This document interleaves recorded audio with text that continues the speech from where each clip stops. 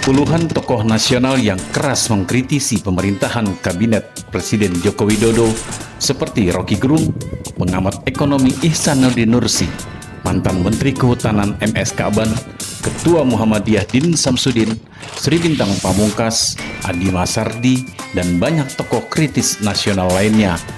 Pada Minggu siang tanggal 2 Juli 2020, secara resmi dan bersama menyatakan dan menggulirkan gerakan koalisi aksi menyelamatkan Indonesia atau KAMI di wilayah Jalan Fatmawati, Jakarta. Secara bersama sejumlah tokoh yang berkumpul dan hadir menyatakan dengan nada yang sama, mengatakan Indonesia harus segera diselamatkan dari ketidaktanggapan pemerintah atas masa depan Indonesia dari serangan badai COVID dan keterpurukan ekonomi.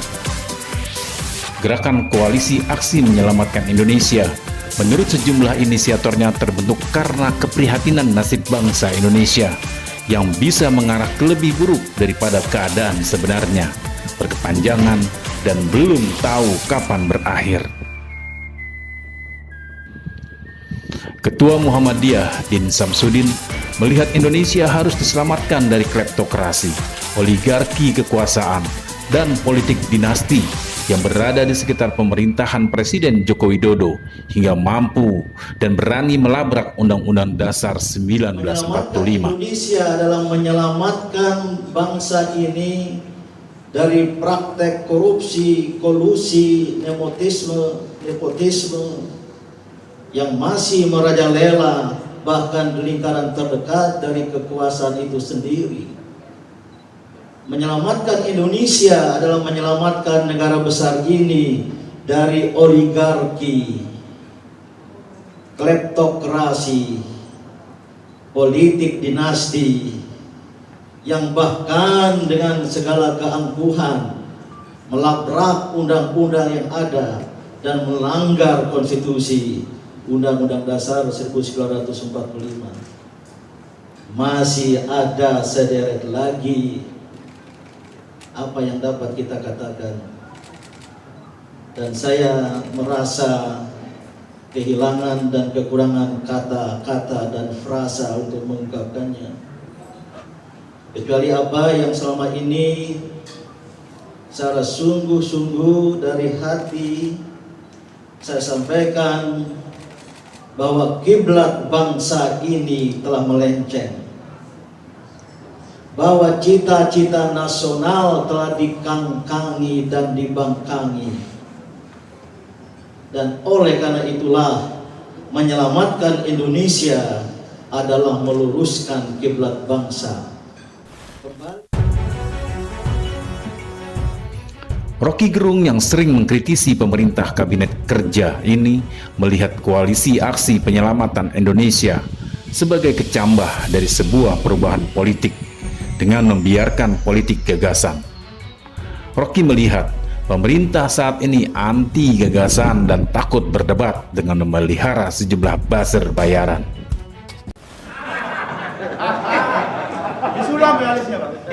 Oke, terima kasih kalian hadir di sini untuk menyaksikan kecambah dari perubahan politik.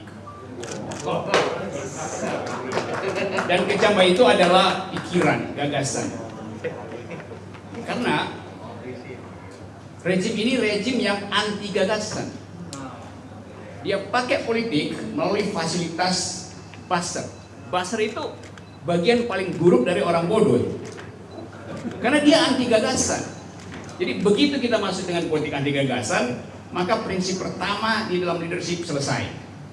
Kenapa? Karena bangsa ini didirikan oleh founding person yang syarat dengan gagasan, yang mau berdebat dalam soal apapun. Yang sekarang terjadi adalah sebaliknya. Jadi ini adalah gerakan gagasan. Bahwa dia kemudian berefek pada yang non gagasan, itu mudah-mudahan begitu jalannya. Tapi ini yang penting. Yang kedua yang saya mau terangkan adalah apa puncak dari kejengkelan publik terhadap kekuasaan. Beberapa waktu yang lalu, Hana Hanifah digerebek di kamar tertutup karena prostitusi online, digerebek di kamar tertutup karena prostitusi online. Seminggu kemudian, prostitusi yang transaksi kemaksiatan online. Seminggu kemudian, Presiden Jokowi melakukan transaksi politik dengan wakil wali kota Solo. Itu adalah political prostitution. Iya, pelacuran politik juga. Yang lebih berat hukumannya daripada pelacuran individual tadi, Hana Hanifah. Hana Hanifah di ruang tertutup, Presiden di ruang terbuka. Di istana transaksi kemaksiatan politik. Jadi standar moral kita diuji hari ini. Dan gak ada satupun menteri yang memberi semacam sense of injustice terhadap peristiwa itu. Dulu saya buatin Sri Mulyani forum sebelum dia pergi nyebrang ke World Bank karena peristiwa politik. Judulnya Etika Publik dan Kebijakan Publik. Dia kasih speech yang bagus betul. Sekarang dia tonton itu terbalik di panggung istana dan gak ngomong apa-apa. Dia bisa bilang bahwa itu bukan urusan saya hanya urusan kasir negara. Tapi orang akan tagih. Kalau dalam sistem politik beradab, itu presiden ketahuan bikin transaksi kemaksiatan politik, political prostitution, itu udah di-impeach tuh. Karena etikanya dilanggar habis-habisan. Di istana terbuka lakukan transaksi politik. Hanya karena culture Solo mungkin Pak Purnomo nggak bisa ngomong lebih dari sekedar ngeluh pada publik. Jadi teman-teman, itu yang saya terangkan tadi adalah puncak dari defisit moral kita adalah peristiwa transaksi political prostitution di istana. Dan demi itu kita berharap agar supaya segala macam transaksi yang sifatnya politis berhenti per hari ini. Jadi demi itu ada gerakan semacam ini. Kita sebut gerakan menyelamatkan Indonesia. Koalisi aksi menyelamatkan Indonesia. Menyelamatkan artinya udah ada yang tenggelam, karena itu diselamatin. Bukan lagi mencegah korban, udah ada korban, banyak korbannya. Ada semua orang di sini bisa bicara siapa aja korbannya, dari kalangan agama, dari kalangan intelektual. Itu bentar lagi kalian wartawan nggak akan bertanya pada Ahmad Yani atau siapa yang di sini. Anda akan membesuk mereka tuh. Anda bakal dibui lagi. Jadi sekali lagi teman-teman, anggap aja ini adalah pertemuan persahabatan untuk menyelamatkan Indonesia. Menyelamatkan artinya sudah ada korban. Bukan mencegah Indonesia tenggelam, tapi menyelamatkan Indonesia yang sudah tenggelam. Jadi kita mesti angkat lagi. Jadi itu energi itu diperlukan supaya dukungan dari pers hari ini. Saya nggak minta dukungan karena saya anggap bahwa perusak utama demokrasi adalah pemimpin redaksi media mainstream. Itu. Tulis sebagai headline. Terima kasih.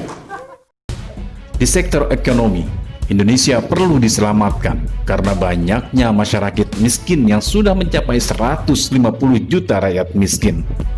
Menurut pengamat ekonomi Antoni Budiawan, sistem politik yang sedang berjalan sekarang membuat kartel politik yang berakibat kesenjangan ekonomi di masyarakat makin meluas. Sistem ekonomi politik seperti ini, negara gagal ini adalah kalau kita lihat jumlah rakyat miskin di Indonesia itu sudah mencapai 150 juta orang. Rakyat miskin berdasarkan definisi dari Bank Indonesia, dari World Bank, dari World Bank. Dengan pendapatan menurut kriteria World Bank, Indonesia masuk negara pendapatan menengah atas dengan $4.000 per kapita. 150 juta rakyat miskin. Terus kesejahteraan, kesenjangan sosial, kesenjangan pendapatan, kesenjangan kekayaan, ini adalah salah satu yang terburuk di dunia. Dan ini akan diperparah dengan sistem ekonomi politik yang sekarang sedang berjalan, di mana partai politik yang menjadi aktor sebagai melakukan kartel politik. Di mana kartel politik yaitu mereka berkolaborasi di pilkada maupun di mana, sehingga tidak ada lagi mengenai kompetisi di dalam pilkada-pilkada itu. Nah, mereka membagi-bagi kekuasaan, dan kita punya sistem ekonomi politik kita sudah dikuasai oleh korporatokrasi, yaitu korporat, pengusaha-pengusaha menguasai eksekutif dan legislatif. Jadi kita lihat kolaborasi atau kartel politik ini akan menuju kepada kartel eksekutif dan legislatif. Koalisi Aksi Menyelamatkan Indonesia rencananya akan digulirkan dan dideklarasikan dalam waktu dekat untuk bisa menyelamatkan Indonesia dari keterpurukan dan mengganti sistem, bukan menjatuhkan rezim dengan mengembalikan ke Undang-Undang Dasar 1945 yang berlaku. Heri, Jakarta, nitenit.id.